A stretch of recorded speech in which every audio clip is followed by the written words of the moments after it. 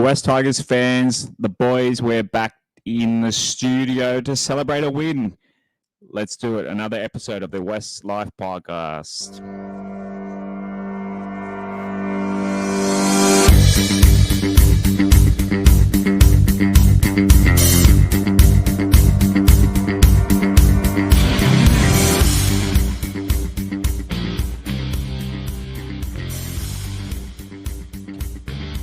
Welcome into another episode of the WestsLife Podcast. I am your host, Josh Barnett.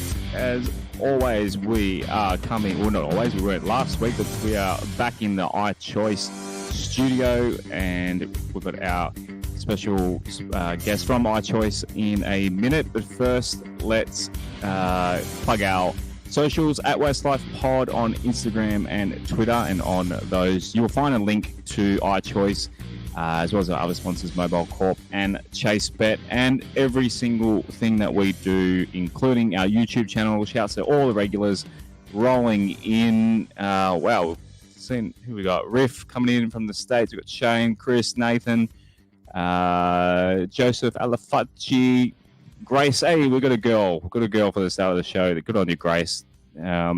Breaking up the all the boys in there. And patreon.com/WestsLife. Plenty going on. We'll get to their rants later on in the show. First up, let's go to the stats man. How good was that win on, what night was it? What day is it? Saturday night. Yeah, g'day Josh. G'day everyone watching and listening. It was awesome. Great to be a part of. I didn't quite celebrate as much as I normally would, considering I was a little bit thrown by the fact that they threw the forward pass, and then I saw the South fans celebrating like they had won the grand final. And I was just like defeated, head in hands sort of thing. And then it didn't really hit me until I said to Rob, have we won? Because I was a little bit surprised. Didn't expect the forward pass to be called because none of the others that South threw had been called all night. I didn't even notice the forward pass. We were sitting, like 30 out from the other side of the field. So we were literally the opposite side of the field.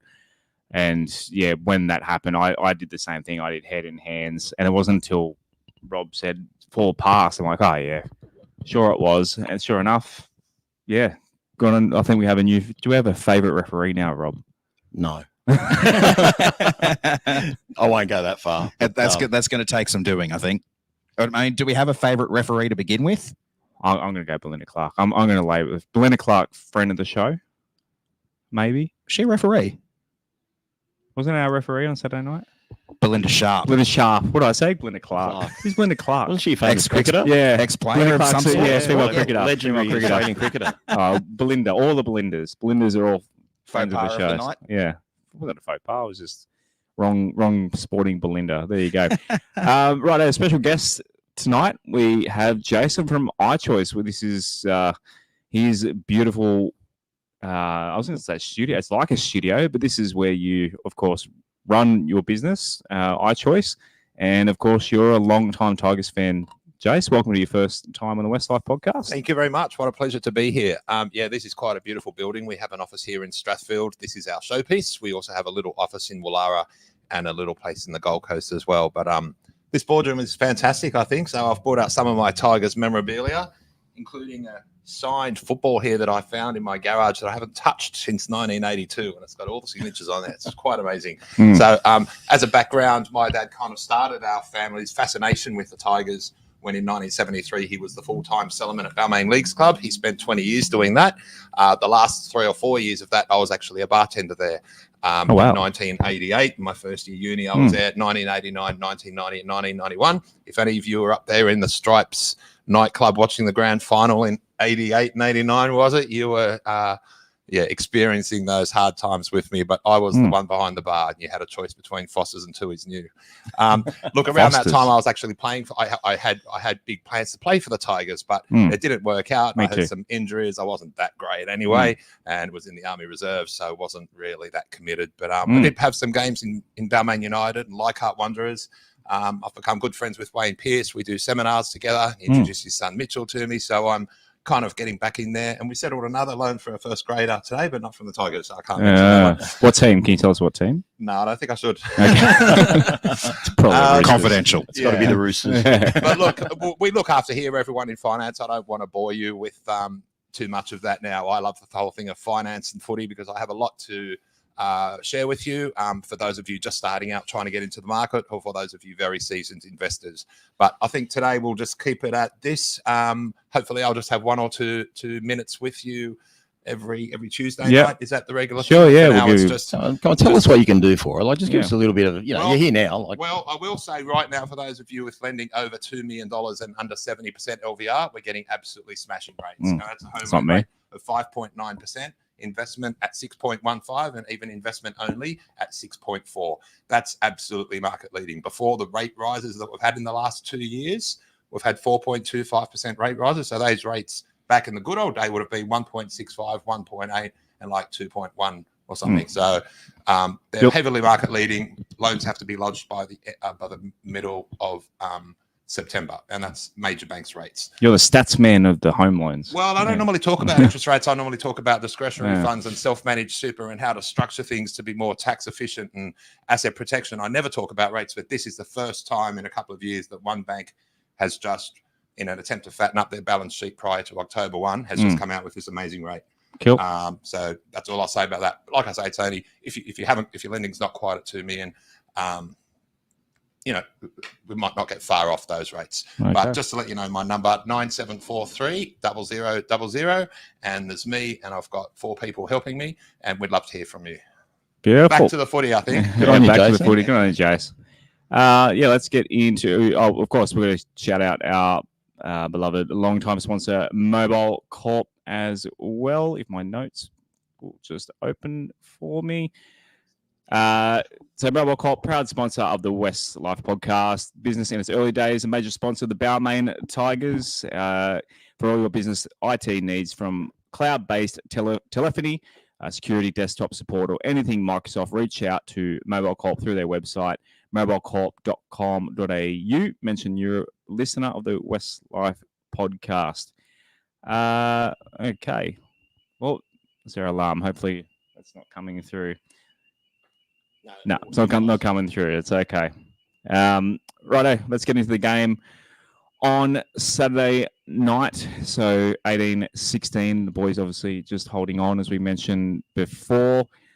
The start of the game, I thought the boys were in the grind, Rob, from the outset.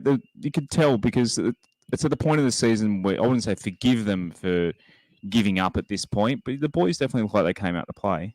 Definitely came out to play. I mean, obviously, South got the ball back from the kickoff, so we had to defend from the get-go. But we held them out quite a few times, and then we kind of, enforced our will and got on top in the first half and got a lead. Unfortunately, when we do score, we seem to be having cheap turnovers. So we saw a turnover from Adam in a tackle after we'd scored, and I think we saw Aiden Caesar kick out on the full in, I think it was about the 34th minute, just after we'd scored again. So, but again, the effort from everyone was really strong, and I thought South were really enthusiastic as well, given, both teams are missing their star fullbacks. But it was a good night. Wasn't as cold as everyone made it out to be at Campbelltown. I don't know about you guys. I thought it was okay. But yeah, just good night to be there. In the end, look, I thought we were the dominant team for 60 minutes, but ultimately we were lucky to win. I mean, I know they threw a couple of forward passes at the end, but we quite fell away really badly the last 20 minutes. Is your mic on? I believe so. Yes, it is. Can you not hear me? Get it now. Do it off. You can now? Yeah, Wow. that's better. You want me to use the other one? No, you're good Okay, now. all right. It's on. Okay, all good. I'll just keep Sorry, it, guys. I'll have to start licking this thing, get it within tongue's reach. As anything to add to that? No, I think that summed it up pretty well. Obviously, we'll take a look at the stats of the game a little bit later on, but Souths appeared a lot more dominant in a lot of them, and I think it was probably from that last 20-minute period when they started to really get on top of us and close the distance, when like Rob said, I thought we were the more dominant team for most of the game. So, yeah, a bit lucky to hold on in the end, but I'd say overall, despite the way the stats look, we were the better team. Obviously, that 10-minute sin bin period helped us, which apparently it's only the third time this season where we've had the the 13 on 12 advantage when we've been on the opposite end of it in more games than we haven't. So that was a nice change of pace, but it was good to see we took advantage of that quickly. We couldn't really go on with it, which is what I was hoping we'd do, because we had basically that 8 minutes at the back end of the half there to kind of put a lot more pressure on Souths, but we weren't able to do that. That's obviously something the team will have to work on in the off season into next year.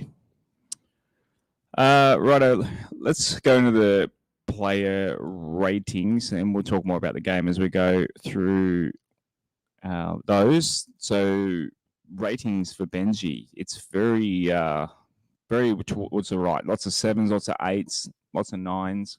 It's looking really good for Benji this week.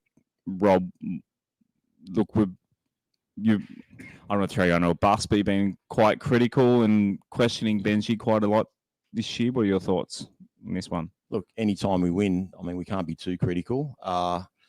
If I want to be super critical, I mean, I found it odd, given that other than Fanua Pole looking like he'd copped a knock to the knee, that we used all our interchanges with 11 minutes left in the game. I think you normally conserve an interchange there. But, you know, I'm not going to bag Benji after we win. I mean, like, the only thing that I lose confidence with Benji is when he keeps saying, well, I'm still learning, we're still learning. And I'm thinking, we don't need a coach to be learning. We need an established coach. We're at the bottom of the table. We need to work our way up. He's trying his hardest. I'm not questioning his commitment or, you know, I don't care how many games of golf he plays or anything like that. But I want players to want to come to a club and think they're going to improve.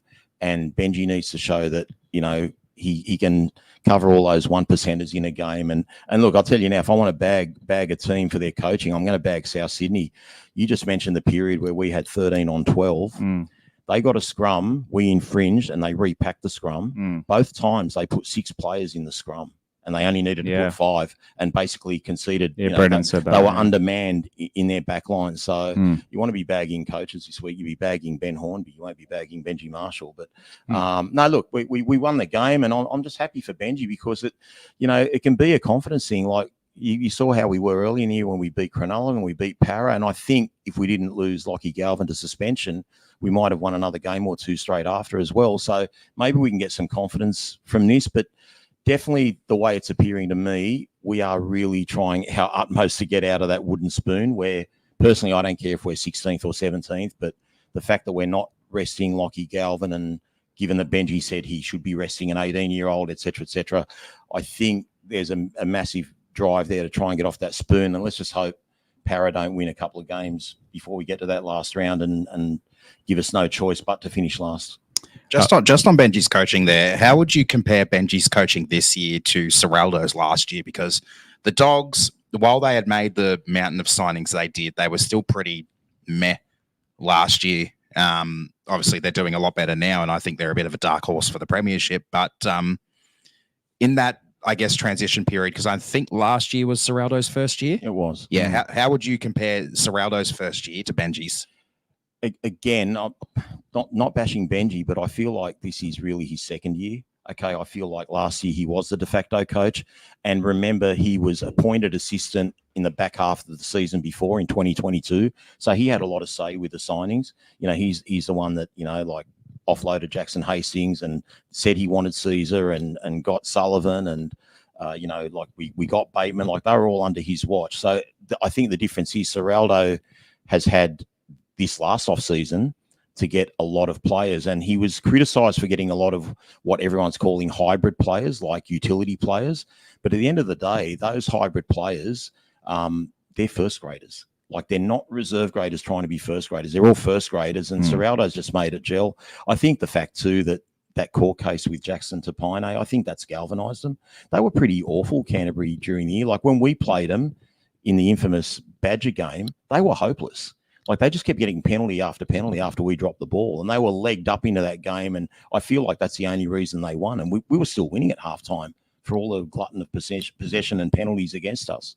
So look, I think, let's just hope Benji has enough time to make it work. I really think it might actually be karma, but the only reason Jerome Luai is coming to the club is because of Benji Marshall and that relationship. And I feel like Jerome Luai is going to save his bacon I think it's going to hide some of his shortcomings, but Luai is going to bring so much to us, and not trying to heap pressure on him, but we know what he does in terms of confidence. We see how he's playing, and again, he's got this big challenge now that Nathan Cleary's out to guide Penrith the next few weeks, and who knows, it might even be beyond. Maybe Penrith are bluffing and Nathan can't play again this year. We don't know. So I'm kind of on the Penrith bandwagon just for our own sake, because I want Jerome Luai to be that superstar guy, and imagine the confidence he'll bring to us, like knowing I didn't need Nathan Cleary to win a comp, and I'm going to do this at the Tigers. The self-belief he'll have will be incredible, and that's going to grow on everyone around. So can't wait for next year. And I keep saying, I just can't wait for this year to finish. But yeah, next year there's some real positive things. I'm a little bit excited for the last couple of games. Like the fact they're at Leichhardt and Campbelltown. If we were playing in North Queensland or fucking Gold Coast or something, wouldn't give a shit. I'd be excited for the Parramatta game if it actually is a wooden spoon battle, because we'll have the bye the week before, and we can literally have a grand final build up for the wooden spoon. So like that part would be nice. And you know what? Look, full credit to, we had over 11,000 fans the other night from both the Tigers and the Rabbitohs, and we're coming last. They're coming third last. And to get, nearly a sold out crowd. Imagine it was a semi. That's really good going from both sets of fans. So look, I think we've got two clubs that love their teams and want them to do well. And South have had a really good run the last 10 years or so. We haven't. Prelim chokers, but hopefully that'll turn around real soon. I will say as well, I think we've played a lot more kids than the Dogs did last year. And the ones the Dogs played last year had a little bit of exposure to the NRL in the 2020, 2021. Like, we've played a lot of kids this year, literally fresh out of SG Ball, who are still SG Ball eligible. So I think that's probably contributed to our season. Of course, has this year being a little bit worse. And than we've what chopped the and Dogs last changed year that was. 3/4 line as well, which I mentioned last week, and it's happening again this week, whether it's due to necessity or not. But the thing that I admire about Canterbury is not just the fact that they've gone up from whatever they were last year to where they are 15th, now. I think. Yeah, 15th to 5th at the moment. Their defence was like as bad as it could ever have been last year, and now they're the second best defensive team in the comp. So that's the part where Serraldo's made it work, yet they're still scoring points, which is crazy. To me, the premiership this year is a race in three. It's between the Storm, the Panthers, and the Roosters, with the Dogs as a bit of a dark horse. Would you guys agree with that? Don't ask me, mate. I tipped the Broncos to win the comp. So did I. I had Penrith in the grand final. I still think Penrith's best is best. I still think their level's above Melbourne too. I know they just got beaten by them. Who do you want to win the comp? Out of who's left? That'd be a really good question. Don't get upset with me. There are too many ex-Tigers in Manly, so I'd love to see Manly. It's better than the Roosters. Roosters are the new Manly. Melbourne Storm for me. I'd say the Storm as well. Obviously for you, for Sean Moore. Yeah, I don't mind. Of course, for any of the guys, but no, I don't really like any of the other teams. But I do support some of our ex-players. I like to see them do well. Might sidetrack a little bit because a few people in the comments are mentioning our video that we did after the game at Campbelltown. So you might, Are you going to give it a play? Or? Yeah, well, I'm not going to give it a play. Everyone's seen it by the sounds of it. It looks like everyone in the comments, they're saying how good. Some that haven't seen it. They're all saying for 30 seconds. Just go to our Facebook, go to our Instagram. I don't need to play it on the show. You'll find it. They're complimenting. We're done tonight. They're saying how good your singing is. Oh, I wish. I wish. But I said in the Discord after I watched it after the upload, because Josh played the bit. He played part of the singing and then put the rest of it at the end. And I was like, oh, that's genius, making Rob think that Josh cut most of it out. And I did. And I was so happy. I'm like, yes, he didn't get all of it. And then it comes in at the end and it's the rest of it. That's not why I did that. I didn't say people didn't switch off. But no, it was so really what are we good. singing next time? It's Raining Men? It's raining. Yeah. Well, that's of course how it started. Our friend who came on he had a good point. I said to you, literally when it was playing, I was like, what a weird song. We're walking out, getting ready to set up filming, and I'm like, weird song choice. But anyway, just play Eye of the Tiger. But the thing is too, Josh, that new hybrid song that whoever made up. Yeah. It's got that Western Suburbs singing the Balmain. Yeah. They haven't actually recorded it as a song. Yeah. It's just the boys sing it in the dressing room. So we need to come up with our own theme. Again, I keep saying it should be We Are the Boys from the Wests Tigers. And when we get to the Balmain part, it should be Here Come the Tigers, black, white, and gold. Like, it's not hard to change two words. Songs as well. 2 words to make it our own song instead of having bloody Magpies and Balmain. Like, it's just, we've got to have our own identity. But yeah, a few people are asking if we're going to do it like Thursday night. That's up We're to definitely you. planning to do it. I think we should do a preview as well, because I don't know if the reviews will be any good if we put a number on. We'll give it a crack definitely after the game. Yeah. Whether or not we'll post. Let's just do it outside Mary Street. Outside Mary Street. Near the entrance on the right. Near the entrance? Yeah. All right, done. Come and see us. Come see us. Jump on the mic, wipe the light. As beautiful work with the spotlight. It was, I do my best. It all went very well. Continuing on the player ratings and reviewing the game, Lachlan Galvin, 100%. The only person closest, Appy, one person decided that Appy didn't play well. And third place, Charlie Staines.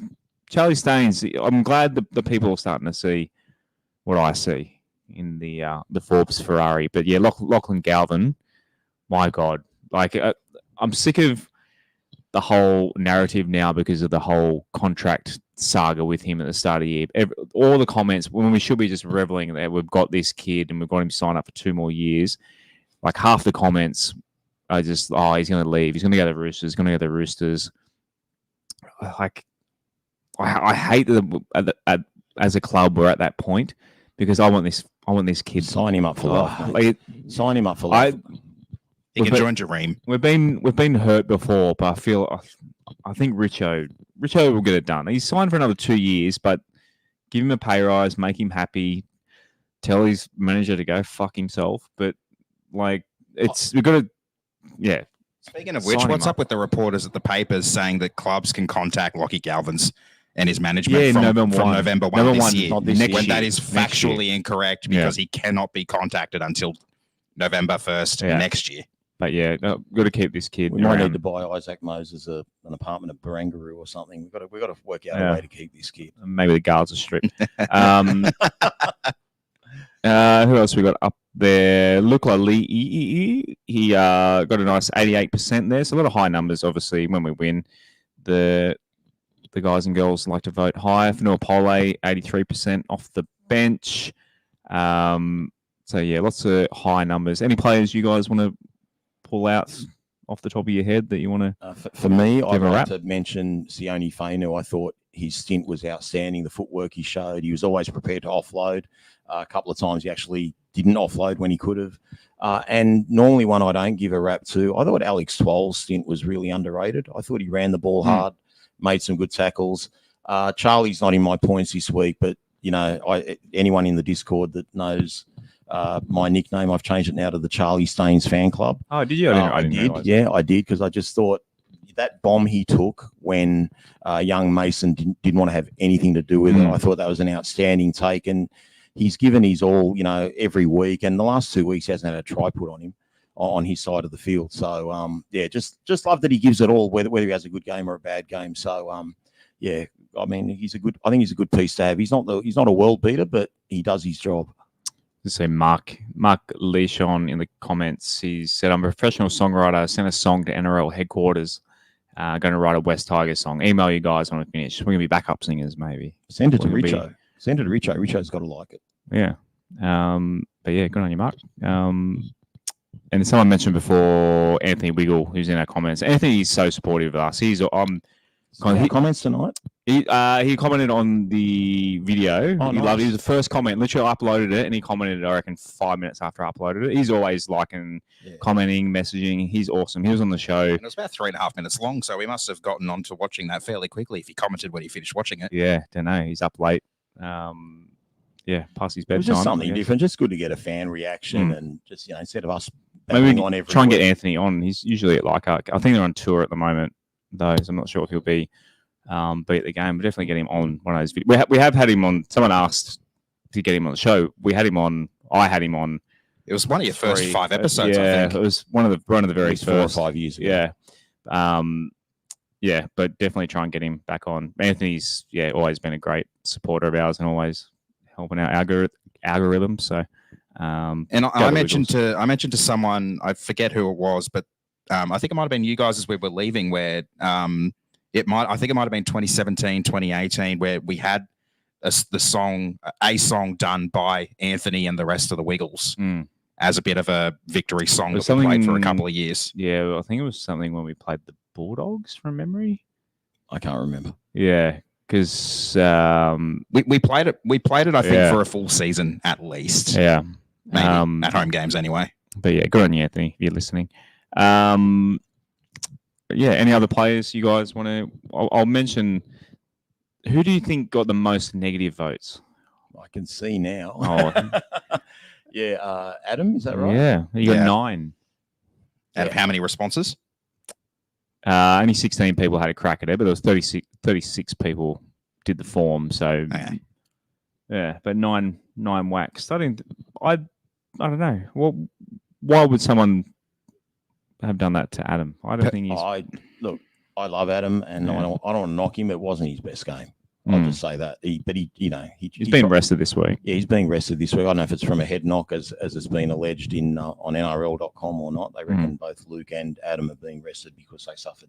Adam has had a flare up with his knee that he was rested for a few Woodsy weeks said back. that on Triple M today. Yeah. Actually, yeah.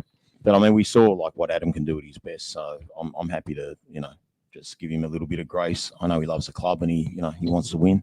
I think what a lot of people who voted, including me, noticed about Adam was a lot of the time he'd have Luke open on his outside but wouldn't give him the ball. He'd try and break the line himself. And I think potential missed opportunities there might have gotten under some people's skin, which might have led to him getting a little bit of a bad rap.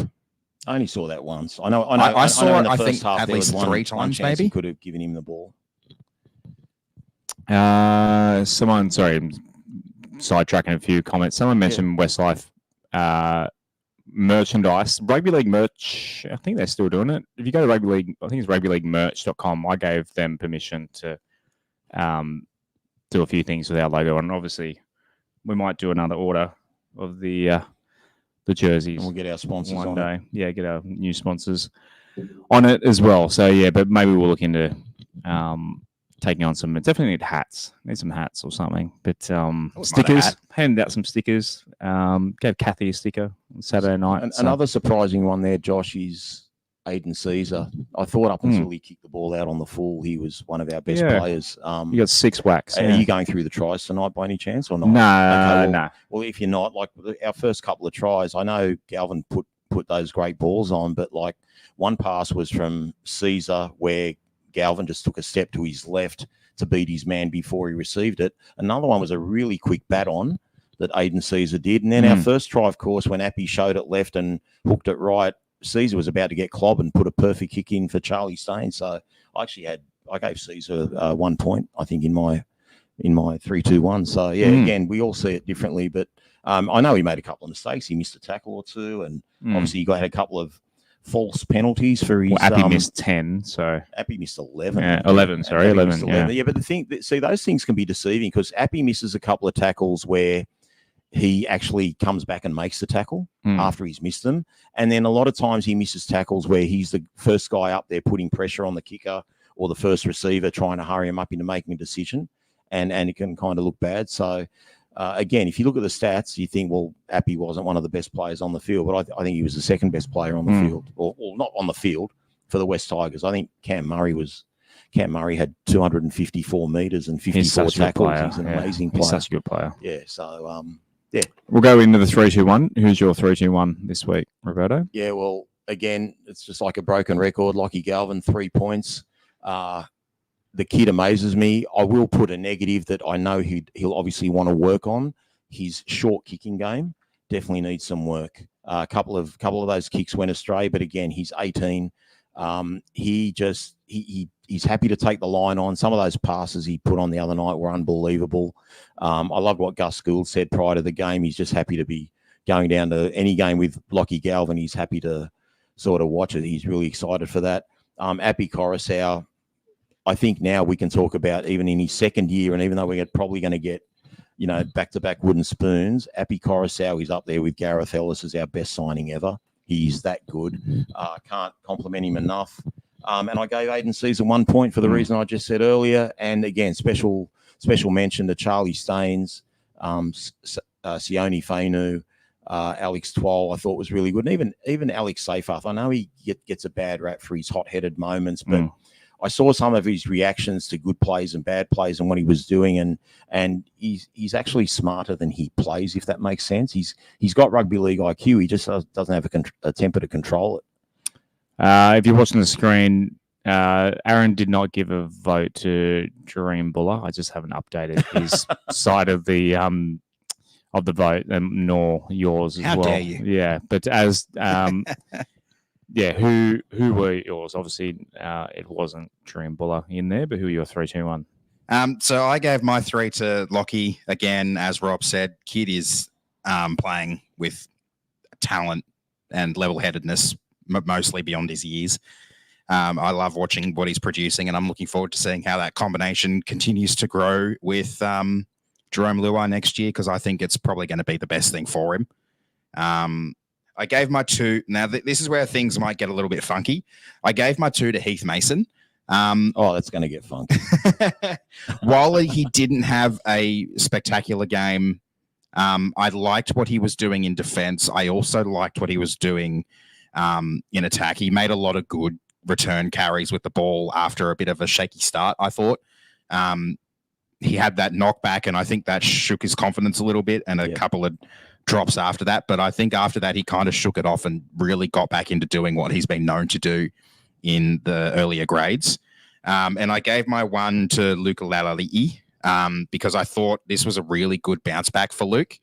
While he also didn't have a spectacular game, I feel, and I'm going to say this now, my moment of the match, and we don't win without this, was his try saver on Tane Milne. We do not win the game without that. And we were baffled that it was awarded on field, because we could see that it looked held up from our vantage point at least 80 meters away. And it was a really, really great try saver. He shook off what happened against South when we played them last time, and I really enjoyed watching him go about his business and improve. And I'm really disappointed to see that it seems that he suffered some delayed concussion symptoms and is out of this weekend's game.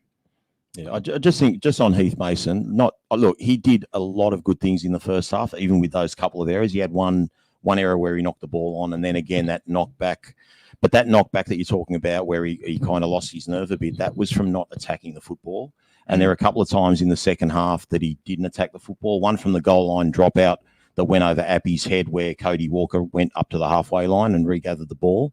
And the other one where when that bomb went up from Jack Whiten on halfway, that Charlie Staines took that miraculous catch. Like, he did not want to have anything to do with that. But I will grant him, it's his first grade game. He had 175 meters or thereabouts. He ran the ball back with gusto. Like, I'm not being critical in the sense that for his first full game at fullback, like starting at fullback. Yeah. Okay, I think he's had a couple of stints off the bench. So he's gone from New South Wales Cup to starting in that pressure cooker, and especially those first 20 or 30 minutes, he ran the ball back. He was a threat.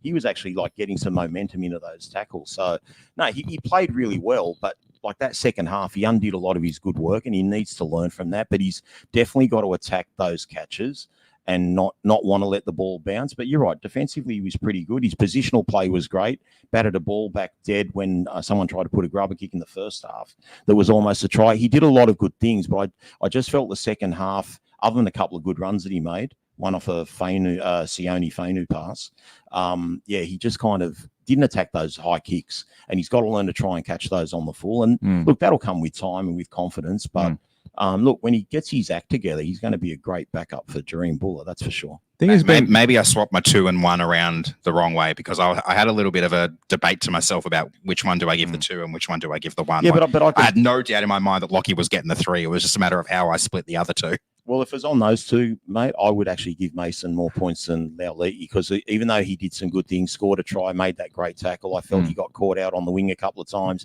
He missed a couple of really bad. I think he made maybe 5 tackles and missed 3 tackles in the game. His defense wasn't great, but as you said, the tackle that needed to be made got made. Almost won us the game. Yeah, it probably won us the game. So he had some brilliant moments, but again, he showed that he's a young kid and that he's still learning. So again, don't want to be harsh, but I just want to call it as I think it happened. You know, like, I don't want to blow sunshine up someone's ass when they haven't had a 10 out of 10 game. And that's the thing with a lot of our players. Like again, Caesar had so many bad moments, but he did so many good things. And we need players to be consistent. and not be perfect for the game, but just be, overall really good.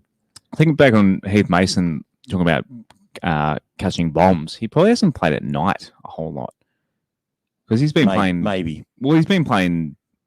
Only really NRL players play at night, and playing, like, knowing from my very little experience playing lower grade rugby, that occasionally you play at night. When the ball goes up into a night sky, it's very different. No, I get that, but that dropout. I was just to say, might be a factor as well. That dropout Damien Cook did. He actually shanked it. He skewed it off the right of his foot. Appy's turned around looking at Heath Mason like, "What are you doing? You're going to catch it." Might have been, and he just lets it bounce. That ball didn't go high. Like he tried to get it high, but it wasn't a high kick.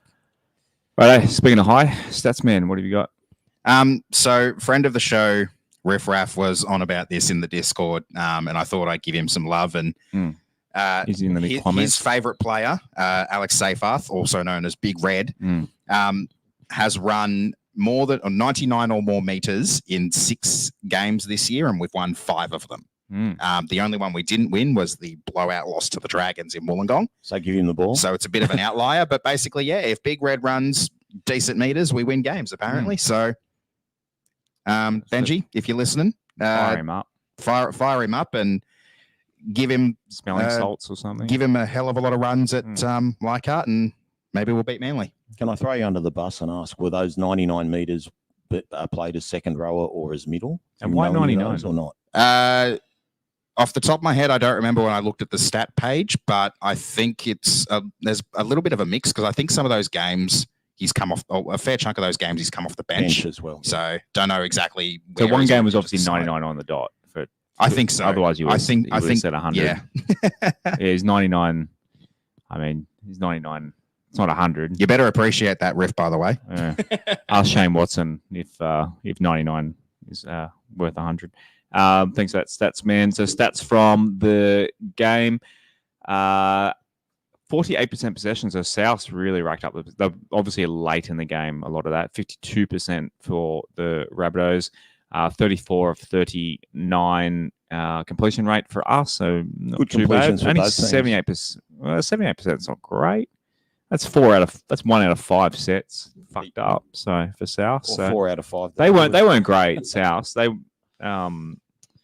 weren't impressive. But when people say that, that you should have beat them because they weren't. Well, was it because of our good play that they weren't playing well? So run meter wise, an extra 370-ish for the Rabbitohs. Contact meters, an extra 70-ish. Line breaks, 7-3 for the Rabbitohs. Tackle breaks, 56-24. Look, if you look at these stats, you probably win, eh? Yeah, that's what I mentioned before. They look like they dominated, and I think it was because of that 20-minute period at the end of the game there where they just started to roll over the top of us. We scrambled so well. Like I know we were missing a lot of tackles, but from about 15 minutes left till they finally got that try, for 13 minutes it looked like they were going to score a try, and we just somehow hung in and held them off. So we did get rewarded for that.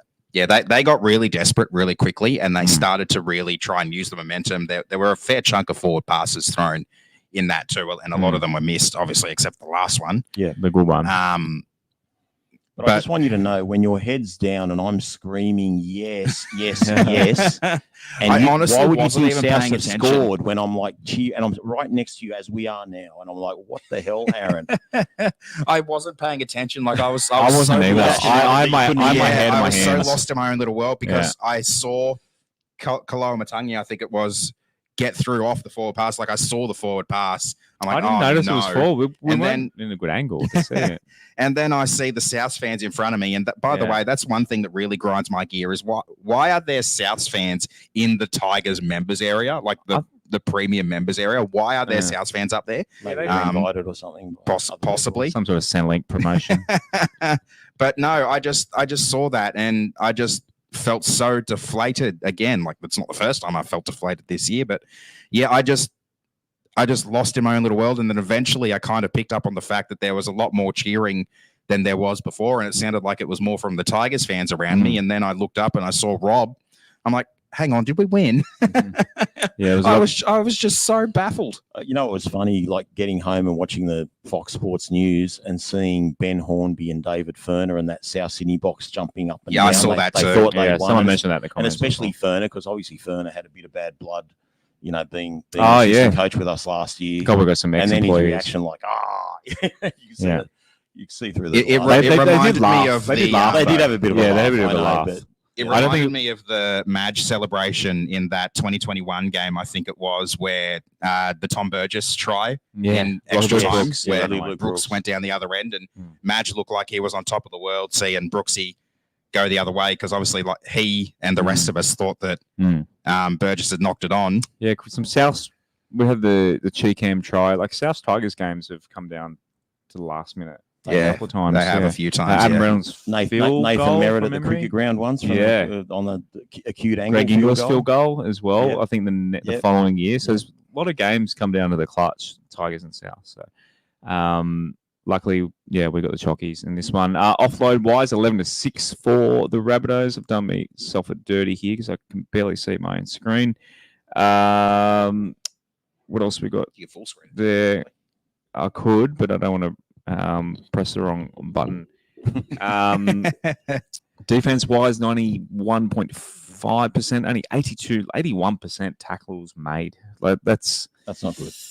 It's not 56 missed tackles to 20. I think it says 24. Yeah, 50. Just remember, Canterbury don't defend that great. They just scramble well. They miss a lot of tackles and they scramble. So look, it's a work in progress. Yeah, I suppose if you tackle them eventually, it doesn't really matter, does it? But ineffective tackles 16-7. Errors 12-8 to them. I guess the errors is what. You can't score if you drop the ball. Penalties conceded. So 9. We won the penalty count 9-7. Ruck infringements. 4 against us, 2 against them. Inside 10 meters, 2 against them. So what? So 4 all in the waving on the arm. So old Belinda Sharp, not Belinda Clark. She, in all seriousness, we talked about the refereeing. We obviously have a crack at referees a fair bit this year, but a lot of people bagged her out. But the only thing that annoyed me is the same with the Knights game, is the head highs. I felt like she just really trigger happy with the head highs. But a lot of those come from the bunker too. Yeah. Like after the second look when players stay down. Yeah. It's a crowd reaction. I think with the Aiden Caesar one in particular, where it wasn't a high tackle, that was a crowd reaction thing because there were plenty of South supporters there, and they right started in front roaring of where that happened, straight away. Like whatever the bunker does after that, fair enough, because play stopped. But if she didn't blow a whistle for a penalty, you'd still be playing on. But no, look, she did all right. I think some of the mistakes were just on the run, and if you're going to give it to the ref, and I think she refereed overall pretty well, but those forward passes that are missed, the touch judges are right in line. Yeah. So they're the one, they've got What to are the take a touch bit of judges slack. actually doing these days? Because they're not calling forward passes like I thought they're supposed to They be. did in the women's. But if she's back 10 metres with the ages. offside, how's she supposed to see whether a pass is forward? Yeah. being If 10 you're metres in perpendicular front to of the play, if she starts calling those forward because I think it was forward and it wasn't, need a then second she's ref. in real trouble. You You still need the second ref. Bring back again, a second ref. And just quickly on South's errors as well, we were talking about it for most of the game. They just looked rudderless. That first 60 to 65 minutes, they looked like they were struggling. It didn't look like they had any idea of how they were going to score any points. And then they finally decided to get their shit together in that last 15 minutes, and that's when they made their charge. It's a bit like we've done that in a few games too, Aaron. I think when teams have nothing to lose, they just start promoting the ball more, a bit more second phase, a bit more hot potato. Which is how we got that really quick try against and the Cowboys at Leichhardt. Let's few face weeks it, back. if there was another 10 minutes, they probably win by 16 points. Yeah, they the way do. they were coming at us. So, look, it's just good. Honestly, I still think we should have won in Gosford. Like, take out that Lau Louis, that one drop, sort of one drop thing. So, and the Caesar bin. One win all. I think we'll take that. Well, even the Caesar bin, I think just if we don't drop that ball, we probably win it. But let's not talk about old things. Heath Mason led the meters, 175 for the young fella, 167 for Papa Lee. We haven't mentioned Papa for someone who's obviously off to another team next year. I feel like he's really put in. He's working hard, but he's one of the most damaging edge back rowers. It's a waste having him at lock. We could have Bolle at lock, Seyfarth back to the bench, and him on a right edge or a left edge. I just hope I get my dream where I get one game with Papali'i outside Galvin it could create absolute havoc. Steph 141. We haven't mentioned Steph really yet either. I think He had a few good runs. Yeah. But again, he missed that tackle on that last play for the forward pass. You know that.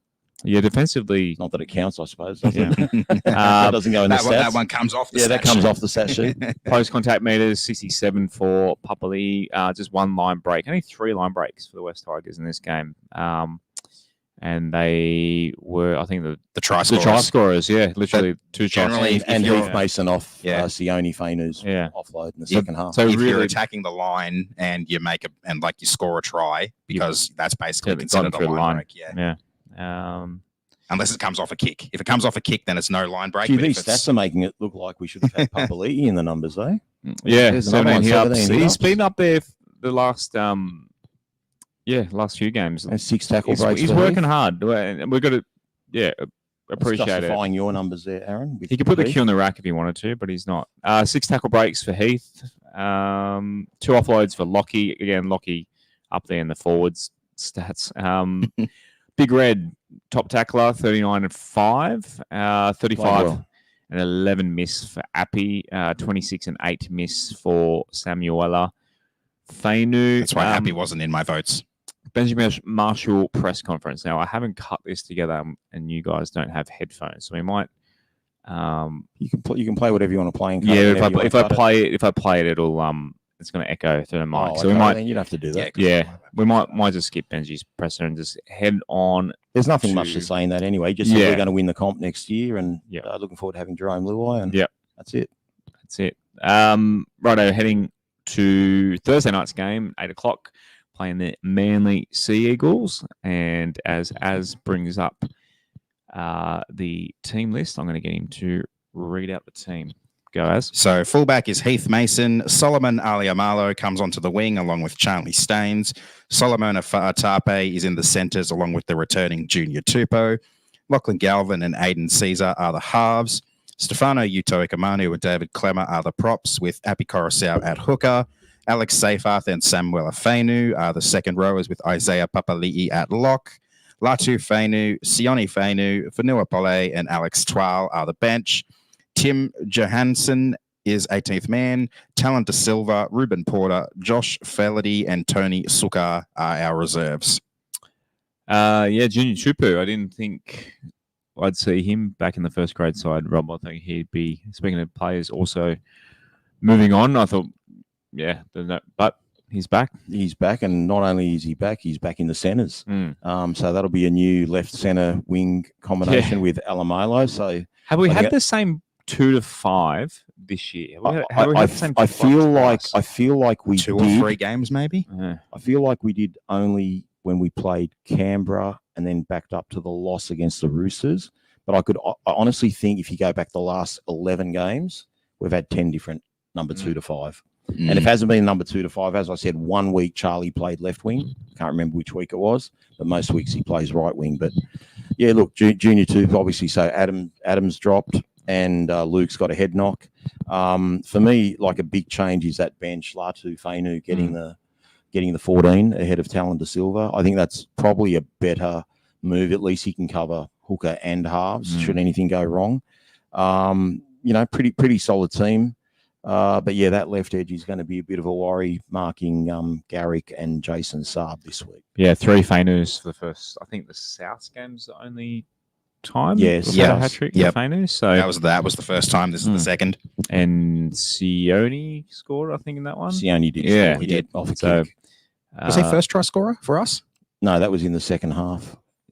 He scored in the second I half. thought it was Charlie. He scored in the second half. We were running right to left in the That's second right. half. It's 6-7 games ago. What other changes we got in there? Anything to add on on Latu as? I'm happy to see Latu get another run.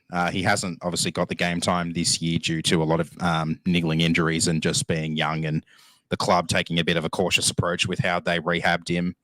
I'm a little bit mixed on the De Silva versus Fainu in the 14 debate, because I feel like Appy more so needs I wouldn't say a proven number 9, but a player who knows how to play number 9, where I don't think Latu is more of a number 9. I feel like he's more of a half. So Of course he is. Bit of a hybrid. It's a little bit of a, I guess, high risk, high reward sort of strategy sort of thing But there. he's a good defender, though. Yeah, he's a pretty good defender. So I just think he covers, that's why I'm covers a little mixed on bit more, because don't forget, we had Bud Sullivan playing 14 a couple of times this year. So Benji hasn't been scared to play halfbacks at 14. Even Aiden Caesar in the very first game, I think, was on the bench as well. So yeah, as cover. Uh, But yeah, definitely look. I mean, it's a very sort of young and inexperienced one to number 4. When you go Mason, Alamelo, Fata Ape, Junior Tupu playing his first game of first grade in the centres. Would that be right? Has he played centre before for us? Junior. Can anyone remember Junior Tupu? I can look that up. As do you want to read the Manly team list? I'll look that up. All right. So fullback is Tom Trebojevic, Jason Saab and Lehigh Hopewati are their wingers. Tolatau Kula and Rupert Garrick are the centres. Luke Brooks and Daly Cherry Evans are the halves. Taniela Paseka and Josh Aloye are the props. Lachlan Croker is at hooker. Haumole, Olakawatu and Carl Lawton are the second rowers with Jake Trebojevic at lock. Gordon Chan Kun Tong is and Ben Trebojevic, Ethan Bullimore and Nathan Brown are the bench. Corey Waddell is 18th man. Tofafoa Sipley, Jamie Humphreys, Clayton Fualalo and Matthew Lodge are their reserves. So he's played centre. Junior Tupu has played centre twice before. He has, against South and Canberra last year. Thank you for that.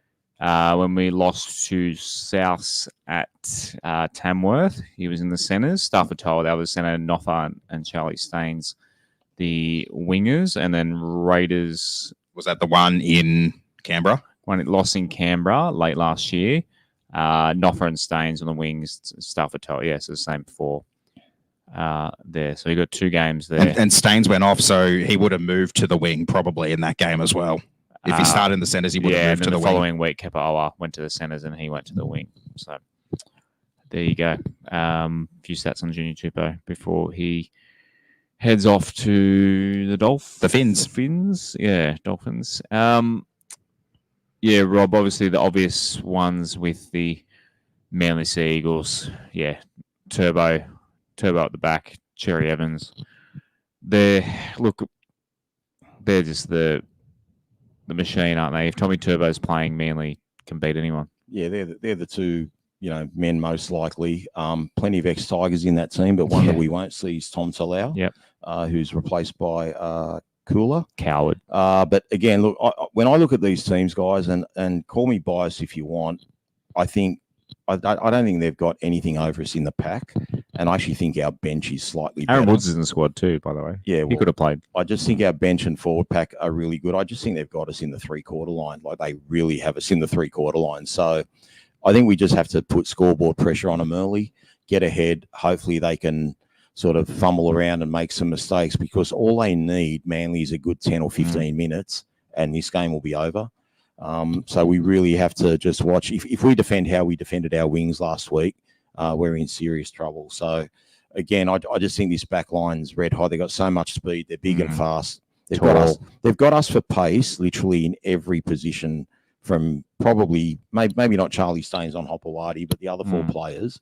They have got 5 to 10 yards over 100 meters. In speed. Who was Saab? Whose wing was Saab be on? He'll be on Alamelo. So right winger, their right winger, our left winger. Yeah. Unless Charlie swaps sides, of course, which can happen. But I doubt that he would. Jumping over Charlie's head. Yeah, I don't think we want to see that either. As anyone you want to pick on from the Manly side, Brooksy, a lot of talk about Brooksy. I know Fox is trying to play up, getting him booed and stuff like that. But do you think he'll get boos? I think he'll get some faint ones like who did we have recently at Leichhardt? Trying to think. The next player they're worried about. Blore didn't get booed when the Storm came. Yeah, I'm trying to think. There was someone that we played. We played Melbourne. Blore didn't get booed. The Cowboys. There was Titans, someone. No. Cronulla. Sorry, no, it was Steph. Sorry, Yeah, it was Steph. Yeah. When Steph signed, they were worried about Steph getting booed, and he was worried about getting booed from his own He fans. did a little bit, but it wasn't all that Yeah, it bad. was only. Yeah.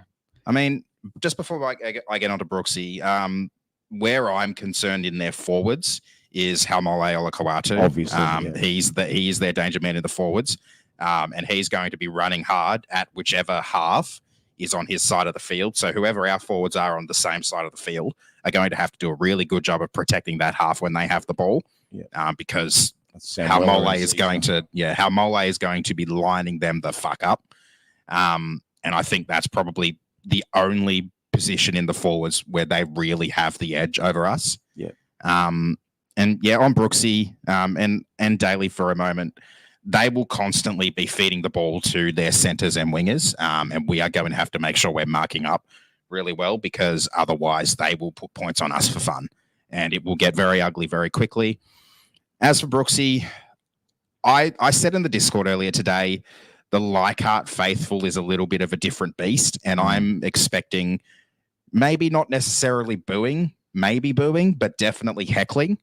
He's going to cop a lot.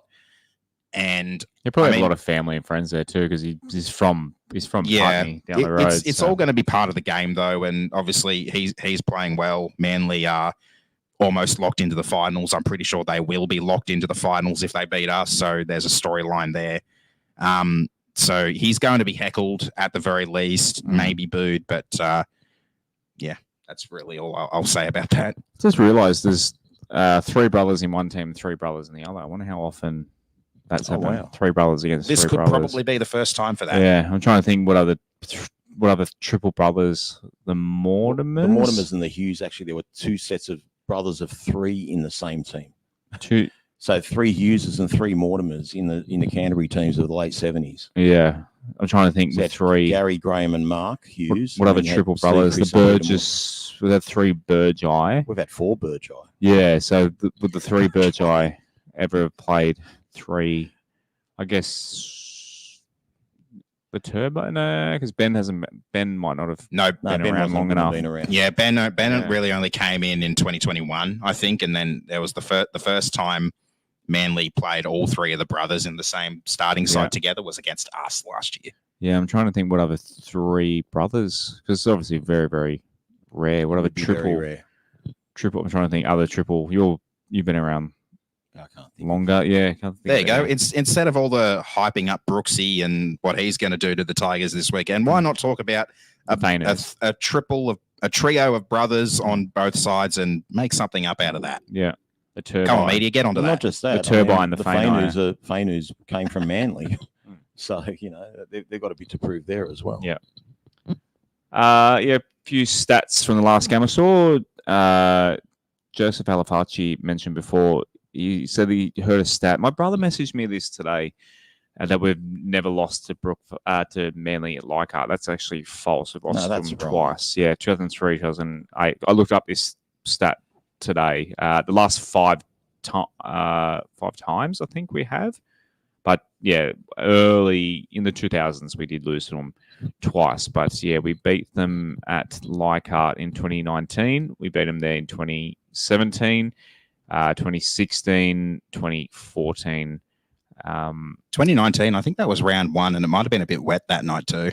What's that after? 2016 from memory was in the rain. Manly were ahead by an absolute country mile on a Sunday afternoon, and we came back and won. 2014 wasn't that rain. No, that was the one with, there was one. That was Tedesco's last year.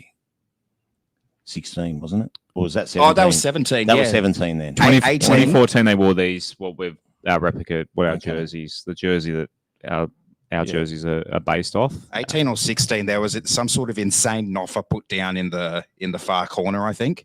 And just on that 2017 one, that is one of my favorite games I've ever been to. Yeah. It was my second year as a member. I wasn't a Leichhardt member at the time. And I just went down for the game that night. And I had to, that weekend, I stayed in Sydney over the weekend, but I drove back home to Orange that night. And I was at halftime thinking this was a horrible idea. And then, as you would. And then we get to the last little bit of the game and we end up winning. And I just rode that high all the way home. I blasted Eye of the Tiger at almost full volume in my car, probably about 7 or 8 times. And it was going almost nonstop until I was back on the M4. That was some special sort of night. I remember just leaving Leichhardt, walking back to my car, the mood of the Tigers fans, and then I listened to the 9 commentary when I got back home, and Rabs being like, it's just like they won the grand final, and I was like, it fucking felt like it too. Yeah. It was just an insane night, and I'm so glad I went there to be a part of it. Yeah, but our last 1, 2, 3, 4, 5, 6 games, so 6 in a row for Manly. So yeah, Anzac Day at Combank in 2021, Magic Round. Don't want to remember that the one. Same year. My grandfather passed us that afternoon that we lost to Manly on Anzac Day. Brookvale in 22, and then Campbelltown 22 again, and then 23 twice, once at Campbelltown, once at Brookvale. So yeah, maybe the Leichhardt factor will come into play. So we'll head there Thursday night. We'll take the camera as is Spotlight, and we'll do some filming after it, and hopefully we can get some reactions to a win. We've done reactions. The first night we did reactions was a win. If we have a loss, it'll be interesting to see. It might be better. We might get if it's punched a in the loss, face or something. Yeah. Comments. Who picked? So comments of the week, the fellas. I think I picked Brandon W, and I'll know the other name when I see it. Yeah. So you want to read? Can you read that? We really need to focus on not shooting ourselves in the foot for wins in 2025. Every game, it's a heart attack moment. It's more wins this season than last year. A win is a win. Great effort by the boys. David N. That's not me. Oh, yes, it is. It is me. David Nicotra or something? Was Yeah. it? You probably didn't want to. Great to get a win. Yeah. Collective effort by the team. Last 15 minutes, you could tell we were gassed, but the boys hung on. I firmly believe a slight bit of personnel improvement, such as assistant coaches and some forwards, will bring a huge amount of difference.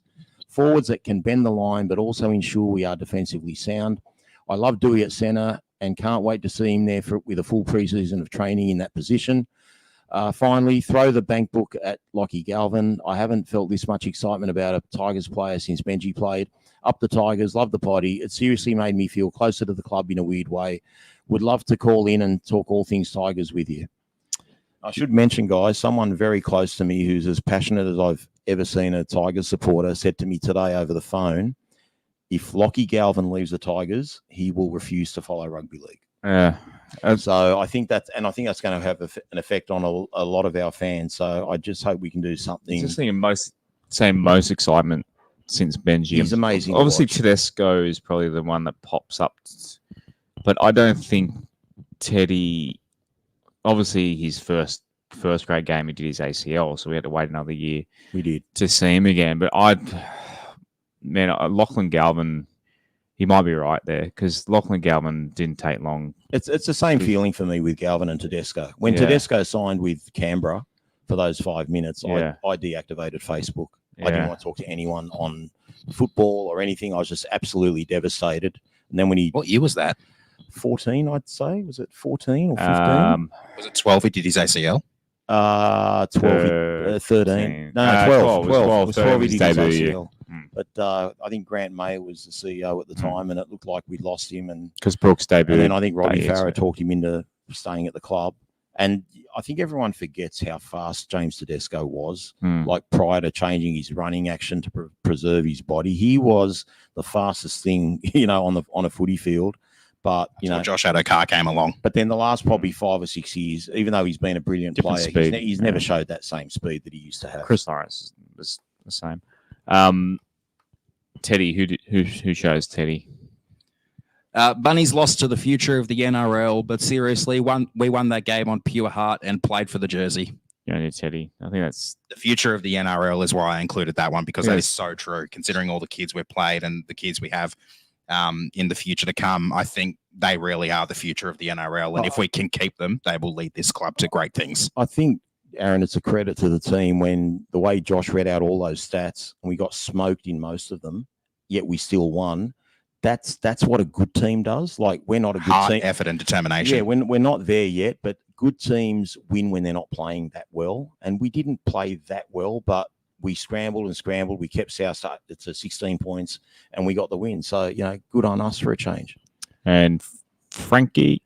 The script almost went to plan when the Rabbits scored after the Jack White and slant pass to his wide receiver. That's I really love that. Bit of NFL reference there. Lucky for Belinda, Cam Murray channeled Cam Newton 20 seconds later and the script was flipped. Can't believe we did it. More wins now than last year means we are improving. Now let's back it up for the next few weeks and hand that spoon to the Slimes. Actually, my Broncos are 2-0 in the preseason. We know preseasons don't matter. Yeah, as Wests Tigers fans. Hey, but our wins are up 25% on last year, aren't they? we can make key metrics better. Yeah, key metrics, exactly. As I clearly didn't finish the slides today, but I haven't got your tips. But let's get into the tips for this week. I don't have my phone. It's currently filming. I'll bring up the Chase Bet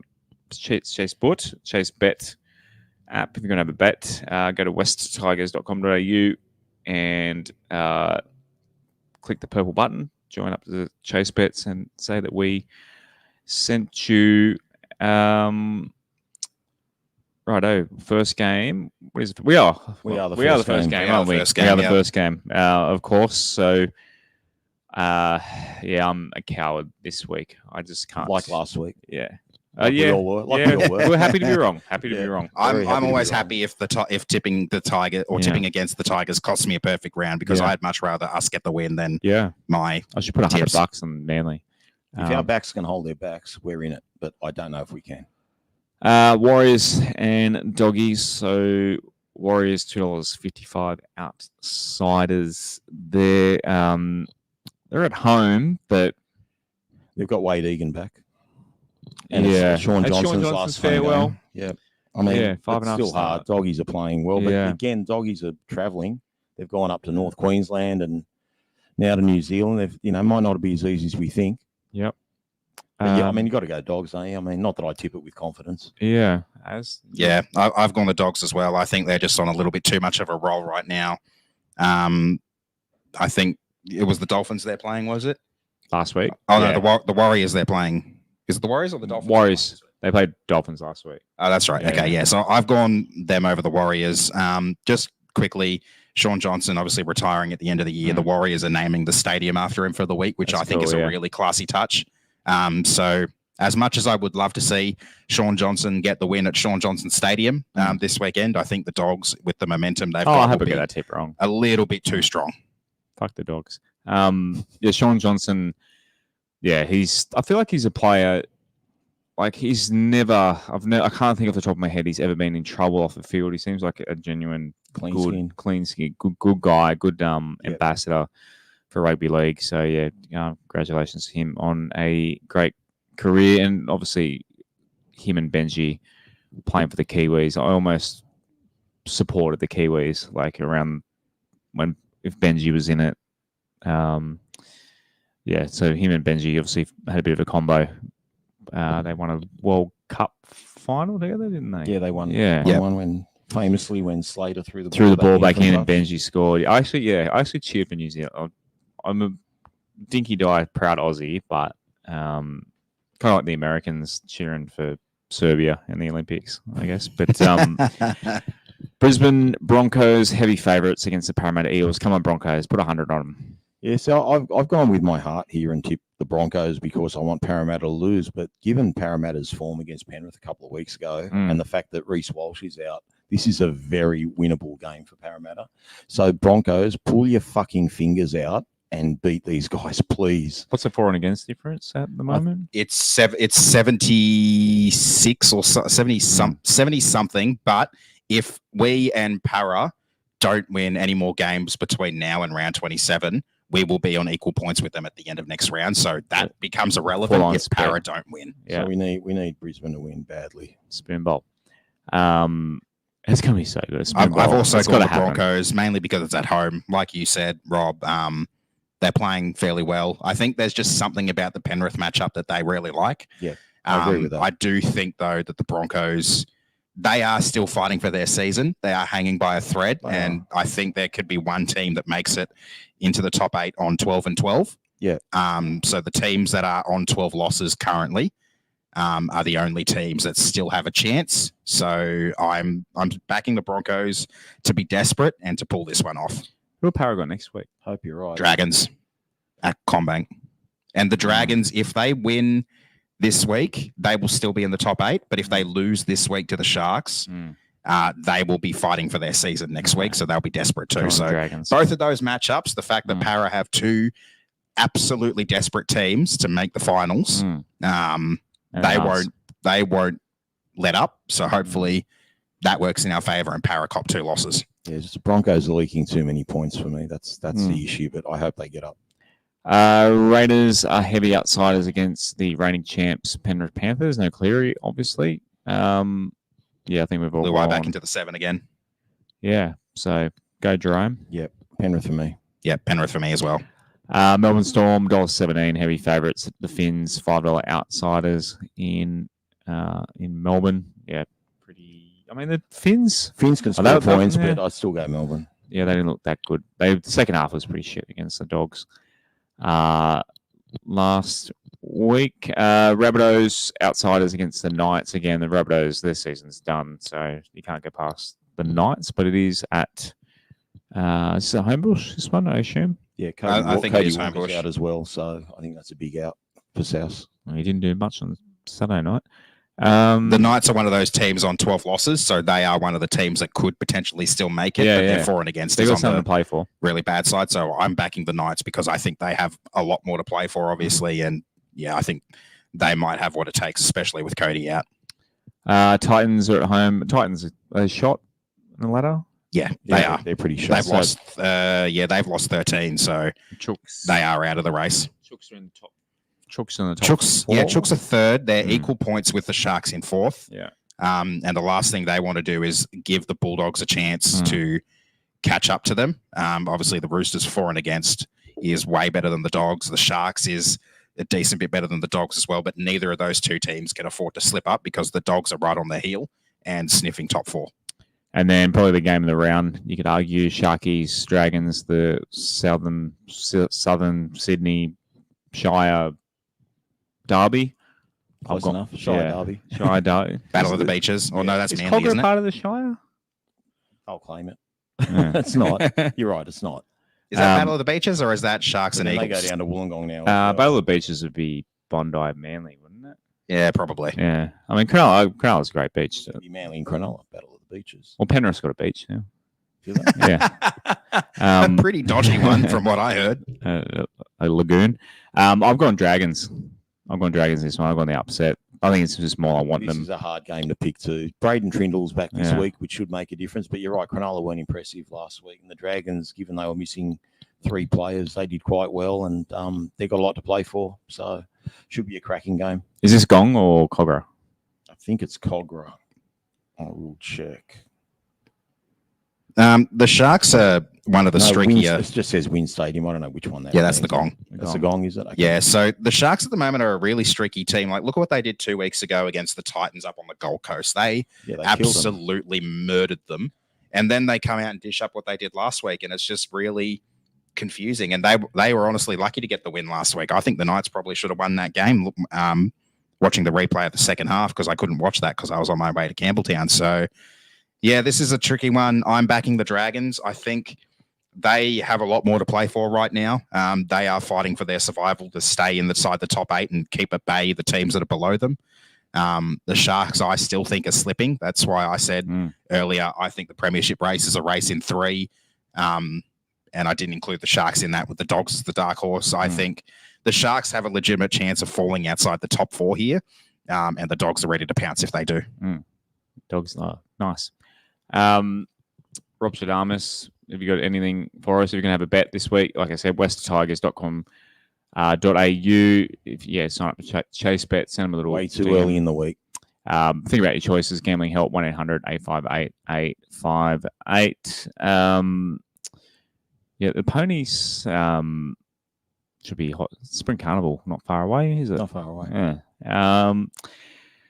New South Wales Cup. So they lost to the Rabbitohs last week, 28-14. They play the Seagulls at Lidcombe Oval at 2 p.m. on Saturday afternoon. Who we got in there? Again, my small screen's killing me there. But Josh Felaherty still in the centre. Someone mentioned Josh Felaherty before. He's in the squad this week, but just Benji won't give him another run. in first grade. Something must be wrong there. I Yeah. don't know. I mean, obviously, Junior Tupu's a bigger body, and we're trying to win the game. So Benji's trying to put his best team. But again, if you're looking to the future, and if he's a part of that future, you think he'd be playing. Kit Lolly is playing lock. Talon Silver's at 9, so we get a few more minutes. Ruben Porter in the back row. Tim Johansson in the front row. Sukar, another back row. Matamua coming off the bench. Jordy Miller coming off the bench. So it's not a bad looking forward pack. They've got a fair few names back from what they've been missing in the last sort of 7 to 8 weeks, which is why they started to get absolutely creamed by a lot of teams. Our old friend Jake Simpkin is on and Aaron Woods. There's a few ex-Tigers in this team too. So Woodsy, Simpkin, who else? They've got Jackson Polo. He's obviously not an ex-Tiger, but he's in the centres. Brad Parker's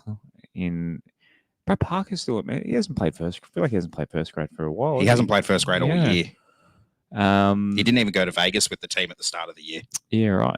I guess when you're a redhead, that desert heat, it's not ideal either. Yep, moving on to NRLW so the girls, man, I feel like the girls every single week, they've been in the game. It just slips from them. And it happened again. Yeah, they were well and truly in the fight this week. Really nice to see how they started the game, scored the first try.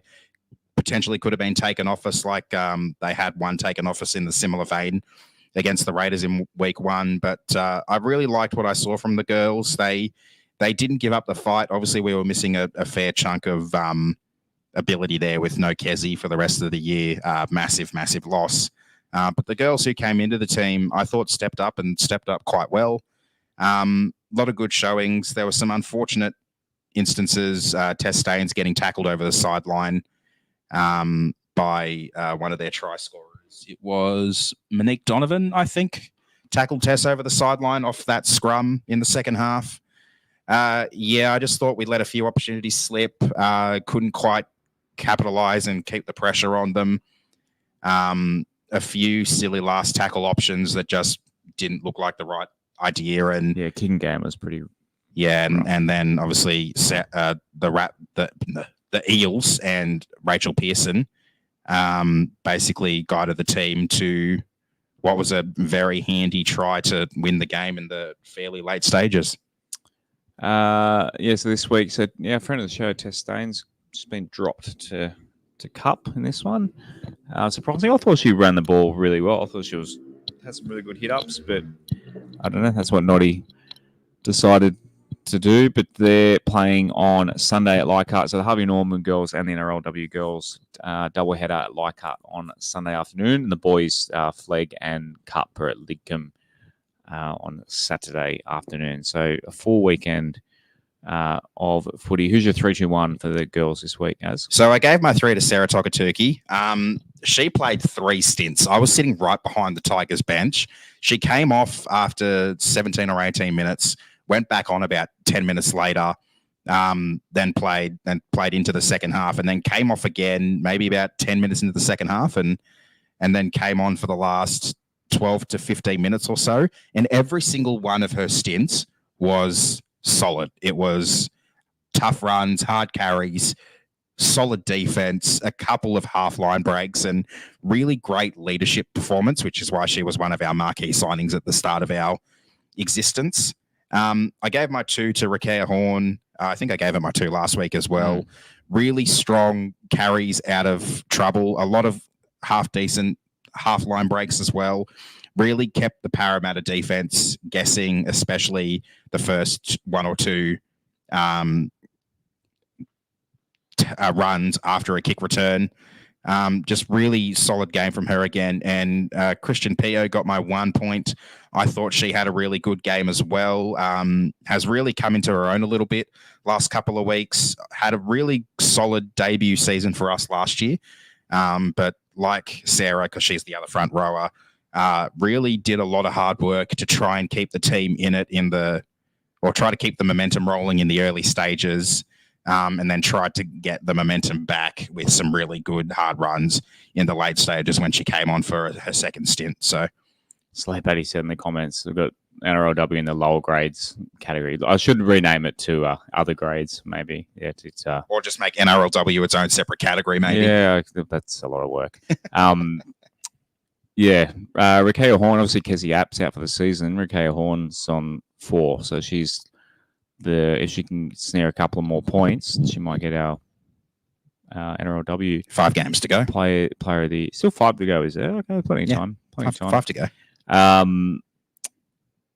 Right, Jersey Flag. The boys got up 36-20 over the Rabbitohs in Campbelltown last week, and they play Manly at midday on Saturday before the Cup game at Lidcombe Oval. So, yeah, get out to Lidcombe Oval on Saturday afternoon. The weather was beautiful, nice and warm today. I don't know Pretty sure, Josh, I saw today too that Macassini and Large are debuting. They're debuting for Flag, yeah, so NBWT. Good to get out and watch them. Yeah, see how they go. A couple of schoolboys. No, they're playing Cup, aren't they?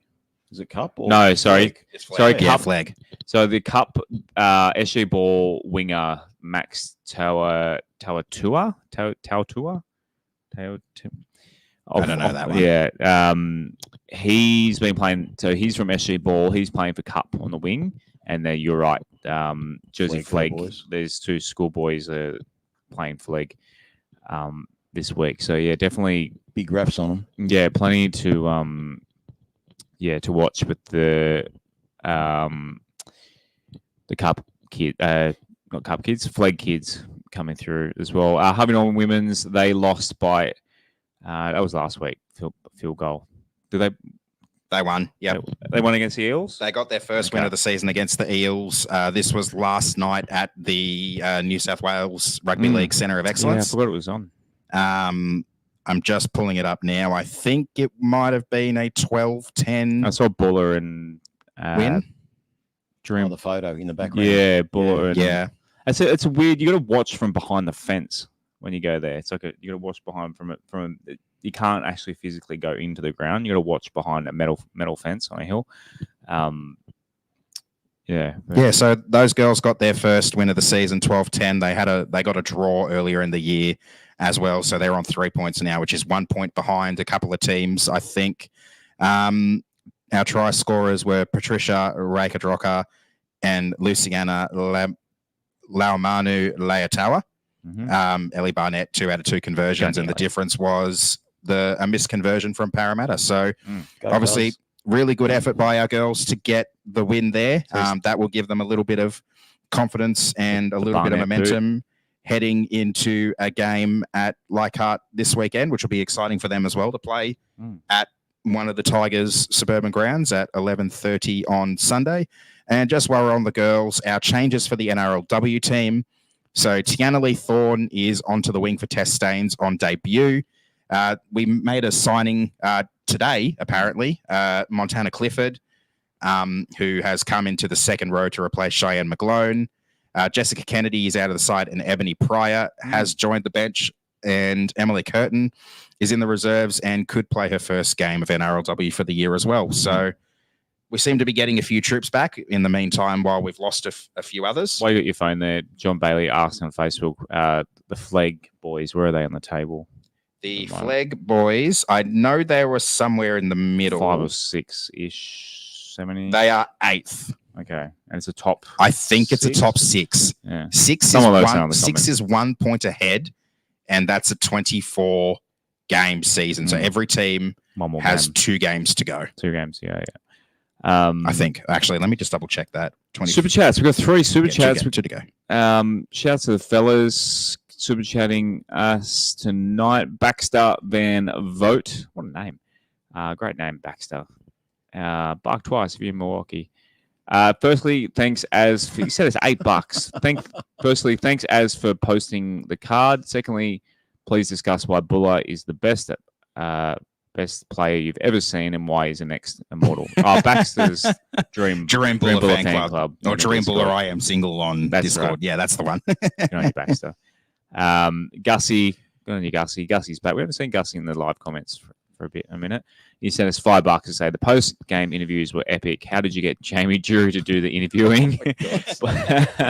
Bobby Bashara with their angelic vocals. Love you, lads. Jamie, what's he doing these days? He's writing songs. I'm going to be singing. He was for in him. Manpower at one stage, Yeah, wasn't once he? upon a Yeah, time. he was a stripper. So, yeah, the link is there. Yeah, if that Gussie. ain't happening, let me give you the tip. Brandon W. sent us $8 to say it's amazing to see the WestsLife podcast grow and expand to post-match interviews. Okay, we've done it once. We'll give it another crack. Spotify and more. We've been at Spotify for So where can people watch it at if they haven't seen it? YouTube? YouTube, Facebook, Twitter, all Okay. socials. Chuck them All up. Facebook, Twitter, and did I say Instagram? Instagram, No, Twitter, you- Facebook, YouTube. Okay, it's 4. Yeah, Okay, 4. Instagram as well. Pick your pipe. But yeah, thank you, Brandon. Could we see more merchandise idea? As I said, if you go to rugby league merch, let me just Google that. I think it is there. I don't think they've ever sold a single one. There's a link on. I'm pretty sure I've linked it on Wests Tigers .com.au. Yeah, rugbyleaguemerch.com. I think they're still got WestsLife. Yeah, there's still a You got WestsLife any more podcast. merchandise ideas, mate? Rob Bashara kitchen apron. Kitchen apron. Oh yeah, put your face on it. Put my face on it. Put your abs on it. Yeah, there's a shirt. There's a t-shirt and a mug there. $13 mug. There's a mug? There's a mug. Yeah, there was a hat. Wow. I think he's got rid of the hat. Yeah, there's a t-shirt there as well. Well, there you go. Yeah, they've been there for a couple of years, but yeah, we'll looking. It's an off-season project. Just I really guess. quickly on our Jersey Flag team's chance to make finals. So with 2 games to go, they play Manly this week, who are 5th with 13 wins and 9 losses. Mm. We are 12 and 10 in 8th. And our last opponent next week is the Kaiviti Silktails, which is the Fijian team that debuted this year, who haven't won a game yet this year. So they're 0 and 22. So if you can lock next week in as a win, and if you It's a top beat 5, by the way. Benjamin it's a top 5, is it? Says top 5. Okay, well, Manly are 5th on 30. We are on 28. Our for and against is worse than theirs, unfortunately. So we'd probably need them, as well as the Sharks, to lose their last 2. But that means obviously they have to lose their last one if we beat them this weekend. So doable, not easy, but doable. They can still finish on 32 points, so they do have a bit of a chance. The Knights as a team they could knock down if they lose their last 2. So it's possible. Have to wait and see how they go this weekend. If they lose this weekend, they're done. If they win this weekend, they stay alive going into the last round. All right, go on, boys. Keep your phone out because I haven't got my phone on me. Patreon time, patreon.com/WestsLife. What have the fellas got in the Discord for us as? Okay, so where is the first one? Hang on, what date was the game? 3 days ago. 3 days ago, 17th. 17th. Sione Chicken Wings, aka Ben, says in response to Samuela Fainu fan club, who I'm getting a little confused here. Who was it? No, it was Ben who said he wasn't going to tune into another game this year. Said, how do we do, Joey? Samuela Fainu fan club, which I think is local loony, said we nearly snap a defeat from the jaws of victory, which is what I said to you guys at the ground. It was looking like one of those games where we were going to do that, and we almost did. So I maybe kind of jinxed the team, but let's pretend I didn't.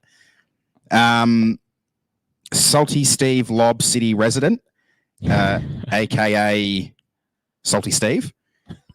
Do you think Adam Dewey will make a good lock forward? No, for me.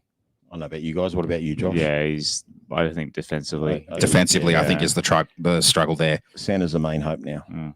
Sione Chicken Wings, a.k.a. Ben, says that requires him to tackle. Man can't tackle a punching bag, let alone props and big forwards. It's not nice. Took the words out of our mouth, but yeah. Michael, a.k.a. Bulla, Pole, S. Fainu, and Big Red Fan Club. He's on all the fan clubs, apparently. Says, I think Galvin would. Ben Ellis, 5 wins, bitches. Take that, only 4-win season. Also, wins are 2 shows in a week, aren't they? So we said that, but We did say that, yeah. Very busy. Yeah, it's getting a bit hard now, Yeah. so I think we'll stick to 1 a week. Charlie Staines Fan That Club, was me. a.k.a. Sorry, you. you have Yep. to reply. So we'll skip that. And then last but not least, Shane Shane Coet, apologies for agreeing with Buzz Rothfield, but he is on the money with his point system. If we have to keep the blight that is Golden Point, we should have 4 points for an outright win, 3 points for a Golden Point win, 1 point for a Golden Point loss, and 2 points each side if it's a draw. Thoughts, gents? I hate it. Too complicated. Just make a golden try. Didn't you have some stat, Aaron, that you wanted to I did. quickly read out? Here's something I prepared earlier. I thought he was like These writing, numbers. I must never bag Galvin Put the- again or something Put that 100 up. times. Show the but camera what you've written. Yes, Noughts and crosses. Bloody hell.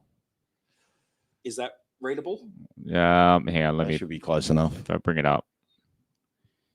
But yeah, they can see. They can see in the corner there. Okay, Bloody so- hell. Talk about notes. What I've gone and done is I've gone and had a look at the entire season so far and gone as if that was the ladder system, just to see if there would be any changes to the ladder. So basically, the top 5 stay where they are. So the Storm, Panthers, Roosters, Sharks, and Dogs. The first difference would be the Cowboys, who are in 7th, would move above Manly, who are in 5th. The Cowboys would be on 56 points, the same as the Dogs, while Manly are on 51, 1 point ahead of the 8th place Dragons on 50. Then they've got the Dolphins, who are still in 9th on 47. The Broncos, who are currently in 10th, would actually be in 11th under the currently 11th place Knights on 44. The Broncos would be on 42. So the Knights and Broncos would swap. the Knights and Broncos would swap, as well as the Eagles and Cowboys would swap. Everyone else stays where they are. What I actually find a bit interesting is how it sort of shapes up, because there's no word on what bye points would be. So I've just gone 2 points for a bye as it currently is. Well, shouldn't it be 4 points for a bye because you've won a game technically? Yeah, well, I thought I'd make it a little bit. It Yeah, makes no difference. Yeah. I thought I'd make it a little bit less complicated and just made it 2 points as it is now. And the differences are, like I said, the Dogs and the Cowboys being on the same number of points, despite being on a different number of wins at the moment, because obviously Golden Point losses count for a point. So you make up a couple of points there, while you might lose a point or two if you are the winner of a Golden Point game. But overall, it doesn't look like it would affect things too much. I'm probably going to have a little bit more of a deeper look into this for the guys in the Discord, maybe over the next couple of weeks, and see if I can find a season in, let's say, the last 10 or so years where the finals may have been different, like there may have been a different team in the finals, and kind of just see how much it would change. I'm also not a fan of it. I think it should be golden try, or at the very worst, play out the full 10-minute period of the 2 full 5-minute periods of extra time, and if there's no try, then if there's been a field goal somewhere in the middle, then that team's the winner. So it's extra time. that way it doesn't end when a field goal is scored, because I think that's probably one of the dumbest ways and most unfortunate ways to lose a game. It's dumb. I like that it better. I've always hated It shouldn't be changing the competition structure of the points. Like Buzz Rothfield's been on the money with a lot of what he said the last couple of weeks from what I've seen on 360. But what he's not remembering is why we have Golden Point. And he's old enough to remember it. I'm certainly old enough to remember it. When there was 5 minutes left in the game, guys, teams would just play boring footy and did not want to lose games. And you're going to get the last 5 or 6 minutes of 5 tackles, kicks. No one's going to take that risky play, try to score, try and kick the field goal, try and put a chip over the top for a try. It's just going to be boring footy for the last 5 minutes of regular time. And his argument is, well, why should a team not, get rewarded for going in extra time? Well, if he's going to look at it like that, if a team wins 50-0, why should they get the same points as someone that wins in Golden Point or win by a point, 30-29 or whatever the case may be? So maybe there's got to be a different way to solve Golden Point. I accept that. I think there should be an argument on that. But to change the competition structure, you've just always got to remember, why did we go back to Golden Point? It was so we would get teams to play out games right to full time and not go through the motions. It's a bit like a soccer game when it's 1-1 and they just start kicking the ball around the back. No one wants to lose, and they're just holding possession. They're just waiting for full time. That's why I don't watch they're all soccer. happy with a draw. They'll all be happy now to guarantee themselves of a minimum of 1 point under that new system before playing for that extra 3 points, which is no difference to getting like, I don't know. I just think the whole thing's just a bit too, it's not complicated, but I just think leave it as it is. There's a reason we bought in Golden Point, and that's because we want to promote good footy and exciting stuff. But it's just a field goal shootout. But it shouldn't have to be a field goal shoot. Maybe change it to the try thing. Maybe we should change it to the try thing, but then you get unlimited penalties then, don't you? The NFL system, so if you kick a field goal, the other team gets one set. And if that set finishes, it's game over. You could do that too. Yeah, sort of like an NFL That's what I just said, game. Yeah. NFL. So in NFL, if the team scores, if the team that has the ball first, if they kick a field goal, the other team gets the ball back for a rebuttal. And if they don't score, they lose. If they get a field goal, then it becomes Golden Point. And then what about the ridiculous no field goal this week for Newcastle? Like basically every field goal that's been kicked throughout 2024 would be disallowed because that was not a blocker. And then every normal rugby league play has blockers. So then literally no play that we do now is almost a legal play. Yeah, so what about how many of the Sharks players were offside before trying to charge Will down? Kennedy was offside. Yeah, like but none of them protested. None of them even were like, sir, this happened. Ponga tried to. I think the field goal missed. Tried to. No, I'm saying when Ponga kicked the field goal, none of the Cronulla players, they were just oh, well, we've lost. Like, no one went up to the ref and protested or said, sir, he obstructed me or anything like that. They just accepted it. And it was the ref's, own decision to sort of check that thing. I think they've just really backed themselves into a corner now because I think they just should have admitted they got it wrong and let's go back to normality because there are going to be no field goals for the rest of the year. So they're going to get charged down now because no one's going to run a blocker at all. And those blokes for Newcastle had every right to receive a pass from dummy half. They weren't just running a decoy. Like they could have the dummy half could have easily passed them the ball. We all knew it was going to Ponga, but that was not a blocker as such. They weren't lurking around the markers, stopping the markers from getting anywhere or stopping the guys one off the ruck from getting to the kicker. It was just an awful decision. They should have owned it and said, we fucked up. We got it wrong. It won't happen again. Our bad, even though it costs the Knights their season, because now we're going to keep comparing it to what happened with Cronulla and Newcastle every game in the future for the rest of the year. And they've backed themselves into a corner. Just Annesley's got to go. I just can't. I just can't accept all the crap he says every week. It's gone beyond a joke now. He needs to stand down. I will just say one thing you're slightly mistaken on was the fact that the referee on field called the penalty right away. And then Kalen Ponga went up to challenge. So Kalen went to challenge the call saying they were offside before the blockers became an effect or became an issue. And then when the on-field referee took it up to the bunker, he didn't mention anything about Kalen saying that the Sharks were offside. He just went and looked at the blockers as a thing. They have to look at the whole play, though. And I think that's where the bunker fucked this one up because they should have gone back and checked the Sharks being onside because they were not onside. So if they're trying to say, so I agree with you. They're trying to actually say, which I don't believe, they're trying to say that the bunker can't check for offside. Can you believe that? Which is bull fucking shit. Which is bullshit because they can check offside off every other kick. But apparently in these situations, they're claiming that they can't check for offside in that, which is rubbish. Just like the bunker didn't check offside when the Cowboys were offside in that controversial 1 point loss in Townsville. Yeah. Like Felt was offside before he even ran into the back of Tupou or whoever it was. The guy doing the kickoff was on the wrong side of halfway. Exactly. Well, if you want to have a rant, catch us at Leichhardt Thursday evening after the game on Mary Street behind. Yeah, just in front of the entrance. Keith Barnes on the right. Stand there. We'll probably park near a hot dog stand or something, won't we? Draw people in. The old mate is usually around there, isn't he? With the sausage on a roller, the street corner. Yeah. So catch us there. We'll give that another crack and see if we can get people hopefully cheering on a win. But if not, even if we lose, come over and say good day, get on camera, have your rant, and we'll chuck you up and make you Instagram famous. So anything before we say goodnight to Big Dog, fellas? Yeah, I just want to wish Stephen Scalius and his bride-to-be Bella all the best for their wedding on Saturday.